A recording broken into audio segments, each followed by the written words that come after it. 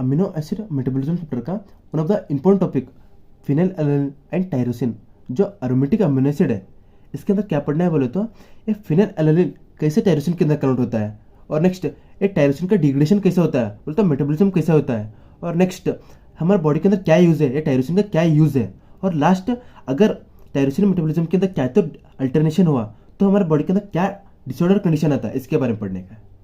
इसके अंदर पहले फिनाइलएलानिन जो है ना वो टायरोसिन के अंदर कन्वर्ट होता है, और टायरोसिन हमारे बॉडी के अंदर का यूजफुल प्रोडक्ट जैसे कि epinephrine, norepinephrine, dopamine, melanin pigment इसके अंदर कन्वर्ट होता है। नेक्स्ट पढ़ेंगे कैसे कैसे होता है। इसके अंदर पहले फिनाइलएलानिन टायरोसिन के अंदर कैसे कन्वर्ट होता है इसके बारे में पता करके, फिनाइलएलानिन जो है ना उसके ऊपर फिनाइलएलानिन हाइड्रोक्सिलेज एंजाइम ऐड करता है, जिसकी वजह से फिनाइलएलानिन टायरोसिन के अंदर कन्वर्ट होता है, और इसके अंदर एक ऑक्सीजन का यूज़ होता है जो हाइड्रोक्सिल ग्रुप अटैच करने के लिए हेल्प होता है। और नेक्स्ट इसके अंदर एक टेट्राहाइड्रोबाइपेटेरिन जो है ना वो डाइहाइड्रोबाइपेटेरिन के अंदर कन्वर्ट होता है और वापस रिफॉर्म भी हो जाता है एक एनएडीपीएच यूज कर। और नेक्स्ट इस कन्वर्शन के बारे में एक बात रखो कि ये मेनली लीवर के अंदर पाया जाता है ये कन्वर्शन, क्योंकि जो एंजाइम है ना फिनाइलएलानिन हाइड्रोक्सिलेज एंजाइम है ना वो मेनली लीवर के अंदर पाया जाता है, इसीलिए ये कन्वर्शन ज़्यादा से ज़्यादा लीवर के अंदर ही पाया जाता है। और नेक्स्ट इसके बाद टायरोसिन का डिग्रेडेशन के बारे में बताया कि कैसा टायरोसिन डिग्रेड हो रहा। ये जो डिग्रेडेशन है ना वो स्टेपवाइज रिएक्शन है, जो याद रखना पड़ेगा। इसके अंदर क्या समझने का भी नहीं है, समझने के भी नहीं है। इसके अंदर क्या हो रहा बोले तो फिनाइलएलानिन जो है ना वो टायरोसिन के अंदर कन्वर्ट हो रहा, और नेक्स्ट ये टायरोसिन के ऊपर एक टायरोसिन ट्रांसएमिनेशन एंजाइम ऐड करता है, जिसकी वजह से टायरोसिन हाइड्रोक्सी फिनाइल पायरुवेट के अंदर कन्वर्ट हो रहा। और नेक्स्ट ये हाइड्रोक्सी फिनाइल पायरुवेट होमोजेंटिसेट के अंदर कन्वर्ट होता है, और नेक्स्ट ये होमोजेंटिसेट के ऊपर एक ऑक्सीजन का एडिशन हो रहा, जिसकी वजह से ये होमोजेंटिसेट है ना वो 4 मिनाइल एस्टोएस्टेट के अंदर कन्वर्ट हो रहा इसके अंदर। और नेक्स्ट 4 मिनाइल एस्टोएस्टेट 4 फ्यूमेराइल एस्टोएस्टेट के अंदर कन्वर्ट हो रहा। इसके अंदर याद रखो कि फिनाइलएलानिन जो है ना वो टायरोसिन के अंदर कन्वर्ट हो रहा, और नेक्स्ट ये टायरोसिन होमोजेंटिसेट के अंदर कन्वर्ट हो रहा, और नेक्स्ट होमोजेंटिसेट 4 फ्यूमेराइल एस्टोएस्टेट के अंदर कन्वर्ट हो रहा। ये तीन तो याद रखो। और नेक्स्ट ये 4 फ्यूमेराइल एस्टोएस्टेट है ना, ये नाम से ही पता चल रहा एक वाटर का एडिशन हो रहा, वाटर का एडिशन होकर एक फ्यूमेरेट के अंदर कन्वर्ट होता है और एक प्रोडक्ट एस्टोएस्टेट फॉर्म होता है, दो प्रोडक्ट फॉर्म होता है। इधर नाम से ही पता चल रहा ना फ्यूमेरल एस्टोएस्टेट। और नेक्स्ट ये फ्यूमेरेट है ना ये ग्लूकोजेनिक है, क्योंकि ये जो फ्यूमेरेट है ना वो ऑलरेडी पढ़े सो सिट्रिक एसिड साइकिल का एक इंटरमीडिएट है। और नेक्स्ट ये फ्यूमेरेट है ना फ्यूमेरेट जो ग्लूकोज के प्रोडक्शन के लिए हेल्प होता है, मतलब ग्लूकोनियोजेनेसिस के लिए भी हेल्प होता है, इसलिए फ्यूमेरेट को ग्लूकोजेनिक कहते हैं। और नेक्स्ट एस्टोएस्टेट को कीटोजेनिक कहते हैं, क्योंकि ये फैट का सिंथेसिस के लिए हेल्प होता है। एस्टोएस्टेट हम ऑलरेडी फैट मेटाबॉलिज्म पढ़े कि जो एस्टोएस्टेट है ना वो फैट का सिंथेसिस के लिए हेल्प होता है।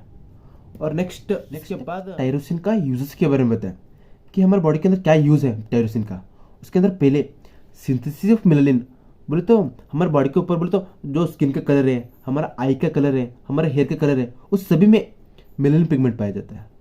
इसके अंदर ये बताया कि मेलानिन कैसे सिंथेसिस होता है, जो स्टेपवाइज रिएक्शन है वो याद रखना पड़ेगा।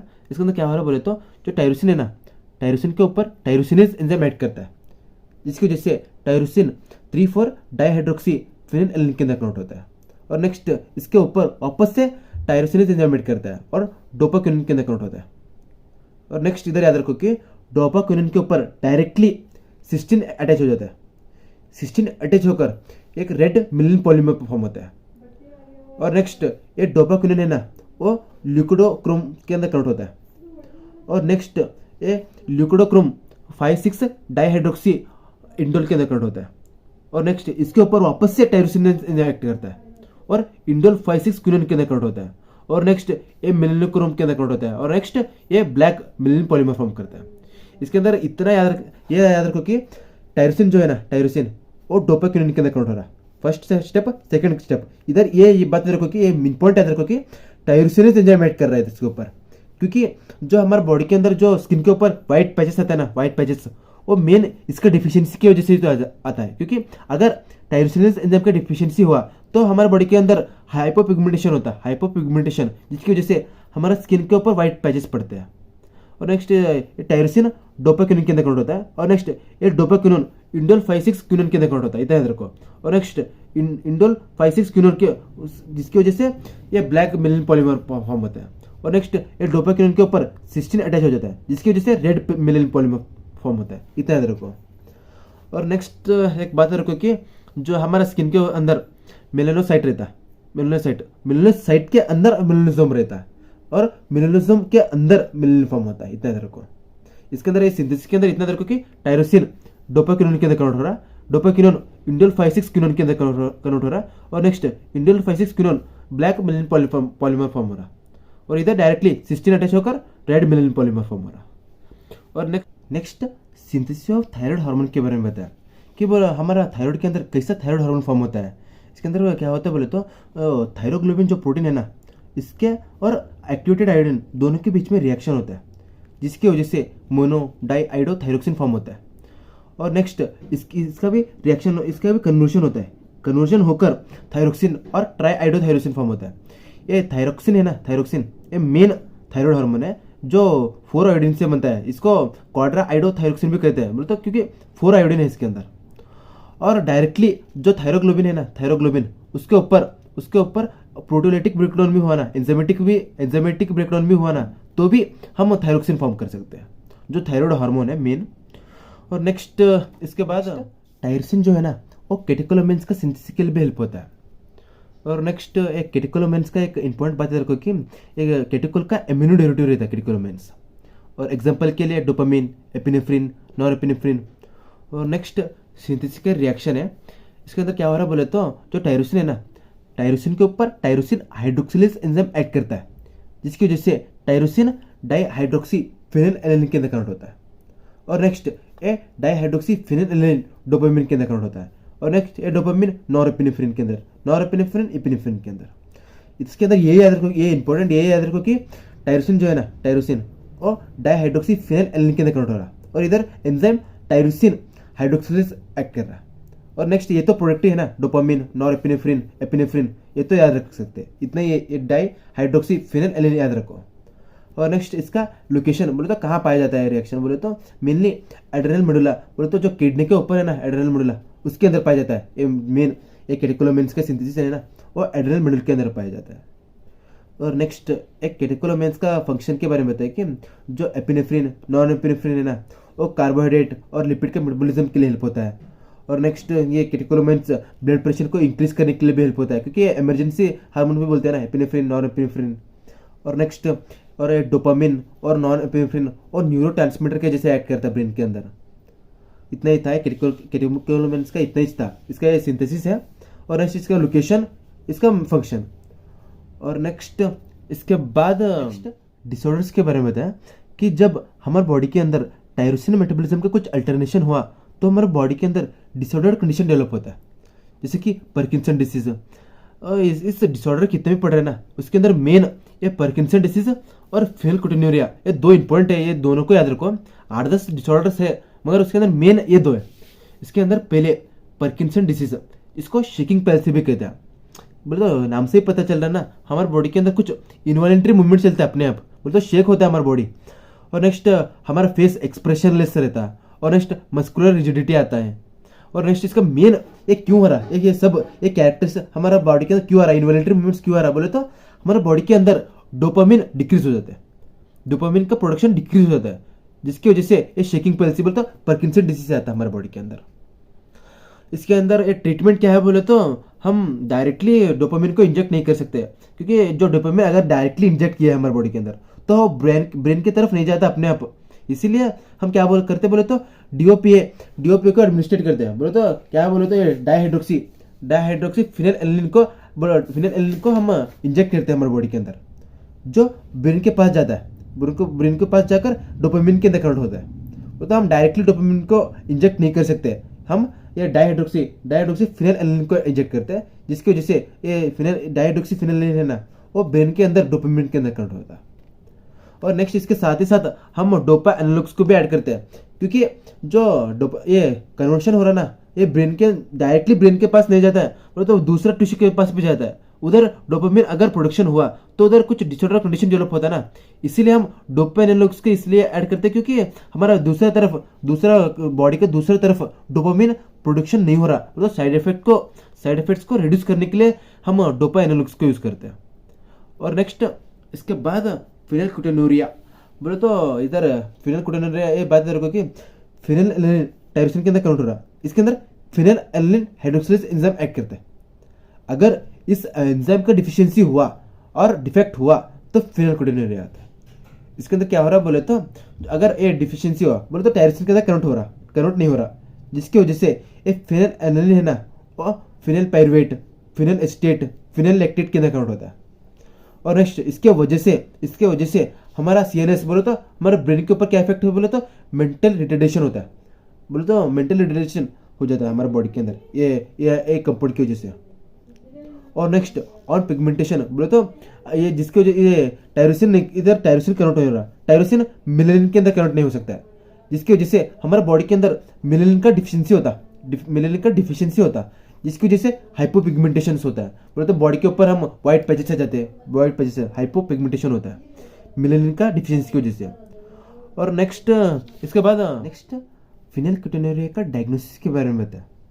उसके अंदर पहले काउट्रिक टेस्ट, मतलब इधर क्या करते बोलो तो हम डायरेक्टली प्लाज्मा का फिनाइल एलानिन का लेवल देखते हैं, अगर इंक्रीज है इसका मतलब हमारे बॉडी के अंदर फिनाइलकेटोन्यूरिया डिजीज कंडीशन है। और ये टेस्ट हम नॉर्मली बेबीज के अंदर करते हैं। और नेक्स्ट फेरिक क्लोराइड टेस्ट, इसके अंदर क्या करते बोलो तो हम यूरिन के अंदर फिनाइल पायरुवेट का लेवल देखते हैं, अगर इंक्रीज है और प्रेजेंस है यूरिन के अंदर फिनाइल पायरुवेट तो हमारे बॉडी के अंदर फिनाइलकेटोन्यूरिया डिजीज कंडीशन है।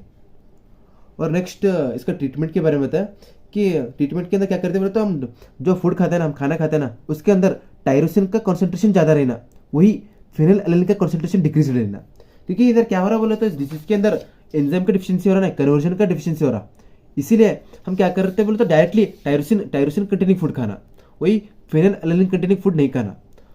और नेक्स्ट ये टायरोसिन अगर कम है ना, इस डिजीज के अंदर टायरोसिन का कन्वर्शन नहीं हो रहा, जिसकी वजह से सेरोटोनिन और कैटेकोलामिन्स फॉर्म नहीं होते हमारे बॉडी के अंदर, इसीलिए हम 5 हाइड्रोक्सी ट्रिप्टोफैन और डोपा को हमारे बॉडी के अंदर इंजेक्ट करना पड़ता, एडमिनिस्ट्रेट करना पड़ता, क्योंकि सेरोटोनिन और कैटेकोलामिन्स फॉर्म होना ना। इतना ही था, इतना कितना पढ़े ना, ये फिनाइलकेटोन्यूरिया था। और फर्स्ट में क्या पढ़ा, फर्स्ट में पार्किंसन डिजीज पढ़े और नेक्स्ट उसके बाद फिनाइलकेटोन्यूरिया पढ़े, इतने था। और नेक्स्ट और डिजीज है एक इंपॉर्टेंट है मगर याद रखो कि नेक्स्ट टायरोसिनेमिया टाइप 2, इसके अंदर 2 रहता है, टायरोसिनेमिया टाइप 1 टाइप 2। अब टाइप 2 पढ़ो, इसके अंदर क्या हो रहा है बोले तो एंजाइम टायरोसिन ट्रांसएमिनेज डिफिशियंसी हो रहा है, इधर है ना टायरोसिन ट्रांसएमिनेज का डिफिशियंसी हो रहा, जिसकी वजह से क्या हो रहा है बोले तो क्या है ना टायरोसिन वैसे अक्यूमुलेट हो जाता है हमारे बॉडी के अंदर, और अक्यूमुलेट होकर फिनाइल पायरुवेट, फिनाइल लैक्टेट के अंदर काउंट होता, जिसकी वजह से हमारा वो फिनाइल लैक्टेट, फिनाइल पायरुवेट हमारा ब्रेन के अंदर अक्यूमुलेट होता और मेंटल रिटार्डेशन होता। और नेक्स्ट मेलानिन फॉर्म नहीं होता, जिसकी वजह से स्किन एंड आई लेशंस होता।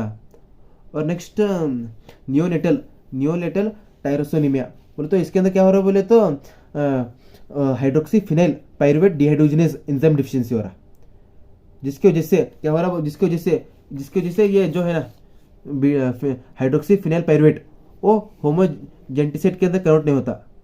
इसके अंदर क्या होता है बोले तो यही हाइड्रोक्सी फिनाइल पायरुवेट एक्युमुलेट होता और एस्कॉर्बिक एसिड के अंदर कन्वर्ट होता, इसीलिए ये नियोनेटल टायरोसिनेमिया के अंदर एस्कॉर्बिक एसिड का कॉन्सेंट्रेशन इंक्रीज हो जाता है हमारे बॉडी के अंदर। और नेक्स्ट हाइपोपिगमेंटेशन, बोले तो इसके अंदर क्या हो रहा है, हाइपोपिगमेंटेशन क्या हो रहा है बोले तो हमारे बॉडी के अंदर मेलानिन फॉर्म नहीं होता, इसकी वजह से हमारे बॉडी के अंदर वाइट पैच, स्किन के ऊपर वाइट पैचेस आते हैं और वो हेयर्स ग्रे हो जाते हैं। बोले तो नाम से ही पता चला ना हाइपोपिगमेंटेशन, कितना अपने आप लिखो कि मेलानिन फॉर्म नहीं हो रहा, वही हाइपर पिगमेंटेशन, बोले तो इसके अंदर ज़्यादा मेलानिन फॉर्म होता है। और नेक्स्ट इसके बाद और एक डिसीज अल्केप्टोन्यूरिया के बारे में बताएं, जो ऑटोसोमल रिसेसिव डिसऑर्डर है और इसके अंदर एंजाइम होमोजेनेटिसेट ऑक्सीडेज का डिफिशियंसी होता है। इधर देखो, होमोजेनेटिसेट ऑक्सीडेज का डिफिशियंसी होता है, जिसकी वजह से हमारे बॉडी के अंदर होमोजेनेटिसेट अक्यूमुलेट होता है और अक्यूमुलेटेड होमोजेनेटिसेट के ऊपर पॉलीफिनोल ऑक्सीडेज एक्ट करता है और होमोजेनेसिस को बेंजोक्विनोन एसीटेट के अंदर कन्वर्ट होता है। और नेक्स्ट बेंजोक्विनोन एसीटेट पॉलीमरेज होता है, पॉलीमरेज होकर एल्केप्टोन के अंदर कन्वर्ट होता है। और नेक्स्ट ये बताते रखो कि जो एल्केप्टोन है ना, एल्केप्टोन वो यूरिन के थ्रू पास हो सकता है। और ये एल्केप्टोनुरिया पेशेंट रहता है ना, उसके अंदर यूरिन ब्लैक कलर का रहता है। मेन रीजन एल्केप्टोन पास हो सकता है, एल्केप्टोन यूरिन के अंदर पास होता है, इसीलिए एल्केप्टोनुरिया पेशेंट के अंदर यूरिन ब्लैक कलर का रहता है, इसीलिए इस एल्केप्टोनुरिया को ब्लैक यूरिन डिजीज भी कहते हैं। और नेक्स्ट एल्केप्टोन है ना, एल्केप्टोन वो हमारा बोन्स का जॉइंट्स और कनेक्टिव टिश्यू और ऑर्गन्स जैसे कि नोज, ईयर उसके अंदर भी अक्यूमुलेट होता है। अक्यूमुलेट होकर हमारे बॉडी के अंदर डिसीज जैसे कि ऑक्रोनोसिस डेवलप करता है। और नेक्स्ट आर्थराइटिस भी डेवलप करता है। बोले तो बोन्स का इन्फ्लेमेशन होता है हमारे बॉडी के अंदर। और नेक्स्ट जॉइंट्स, जो बोन्स का जॉइंट्स रहता है ना, बोन्स का जॉइंट्स उसका इन्फ्लेमेशन होता है। और नेक्स्ट इसका डायग्नोसिस कैसे करते हैं बोले तो हम डायरेक्टली जो यूरिन है ना, इसका एल्केप्टोनुरिया पेशेंट के अंदर डायरेक्टली यूरिन ब्लैक कलर का हो जाता है, उससे भी हम पता कर सकते हैं। और हम फेरिक क्लोराइड और सिल्वर नाइट्रेट और बेनेडिक्ट टेस्ट से भी हम पता कर सकते हैं। और नेक्स्ट इसका ट्रीटमेंट क्या है बोलो तो हम ये बात है कि एल्केप्टोनुरिया है ना, वो हमारे बॉडी के अंदर मच डेंजरस नहीं है। ये डिसऑर्डर है ना एल्केप्टोनुरिया, वो हमारे बॉडी के अंदर डेंजरस नहीं है। और नेक्स्ट इसका ट्रीटमेंट क्या है बोलो तो हम डायरेक्टली जो हम खाना खाते हैं ना, हम खाना खाते हैं जो डाइट, उसके अंदर फिनाइलएलानाइन का कंटेंट कम रहना। और नेक्स्ट टायरोसिन टाइप 1, हम ऑलरेडी टायरोसिन टाइप 2 पढ़े सो है, इसके अंदर हम टायरोसिन टाइप 1 पढ़ रहे हैं। इसके अंदर क्या बोलता है एंजाइम डिफिशिएंसी, इसके अंदर enzyme deficiency femoral estate hydroxylase enzyme का डिफिशिएंसी होता है, फ्यूमरल एस्टेट हाइड्रोक्सिलेज एंजाइम का डिफिशिएंसी होता है, जिसकी वजह से लिवर फेलियर होता है और रैकेट्स आते हैं हमारे बॉडी के ऊपर। और नेक्स्ट रीनल ट्यूबुलर डिस्फंक्शन होता है। और इसका सिम्टम्स क्या बोले तो वॉमिटिंग, डायरिया, ये क्या इंपॉर्टेंट नहीं है मगर याद रखो, ये सिम्टम्स क्या बोले तो वॉमिटिंग, डायरिया होता है। और नेक्स्ट इसके बाद टायरोसिनोसिस टाइप 1 का ट्रीटमेंट के बारे में बताया कि हम जो खाना खाते हैं ना, उसके अंदर टायरोसिन, फिनाइलएलानाइन, मिथोनिन का कॉन्सेंट्रेशन कम रहना। और नेक्स्ट लास्ट डिसऑर्डर अल्बिनिज्म, जो ऑटोसोमल रिसेसिव डिसऑर्डर है, इसके अंदर क्या हो रहा है बोले तो मेलानिन का फॉर्मेशन रेट डिक्रीज हो जा रहा है। रीज़न क्या है बोले तो इसके अंदर टायरोसिनेज एंजाइम का डिफिशिएंसी होता है। बोले तो इधर देखो मेलानिन फॉर्मेशन का ऑलरेडी पढ़े सो है कि मेन मेलानिन फॉर्मेशन के लिए टायरोसिनेज एंजाइम ही चाहिए। अगर टायरोसिनेज एंजाइम का डिफिशिएंसी हो रहा तो भी हमारे बॉडी के अंदर अल्बिनिज्म होता है। और नेक्स्ट डिक्रीज्ड मेलानोसाइट, ये भी पूरे से है कि जो हमारा स्किन के अंदर जो मेलानोसाइट रहता है ना, मेलानोसाइट के अंदर मेलानिज्म रहता, मेलानिज्म जो है ना उसके अंदर मेलानिन फॉर्म होता है। अगर मेलानोसाइट का नंबर ही डिक्रीज हुआ तो मेलानिन फॉर्मेशन रेट भी डिक्रीज हो जाता है, जिसकी वजह से अल्बिनिज्म कंडीशन डेवलप होता है हमारे बॉडी के अंदर। और next presence of inhibitor to tyrosinase, बोले तो अगर टायरोसिनेज एंजाइम इनहिबिट हो रहा तो भी टायरोसिन मेलानिन के अंदर कन्वर्ट नहीं होता ना। और next impairment of melanin polymerisation, बोले तो जो मेलानिन फॉर्म होता है ना लास्ट में, वो पॉलीमर रहता। अगर पॉलीमराइजेशन इनहिबिट हो रहा तो भी मेलानिन फॉर्मेशन रेट डिक्रीज होता है, जिसकी वजह से अल्बिनिज्म कंडीशन डेवलप होता है। और नेक्स्ट मेलानिन के बारे में कुछ पॉइंट्स है, याद रखो कि इसके अंदर पहले अगर जो मेलानिन रहता है ना, हमारे स्किन के अंदर जो मेलानिन रहता है ना, वो सन रेडिएशन से प्रोटेक्ट करता है, जिसकी वजह से हमारा स्किन के अंदर स्किन कैंसर डेवलप नहीं होता।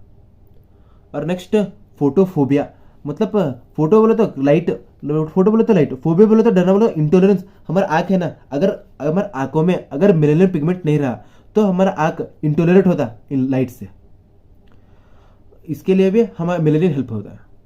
इसके साथ फिनाइलएलानाइन टायरोसिन पूरा खत्म होता है, पूरा डिसऑर्डर बोला और फॉर्मेशन डिग्रेडेशन सभी बताया, इसके साथ खत्म हो जाता है। Thank you.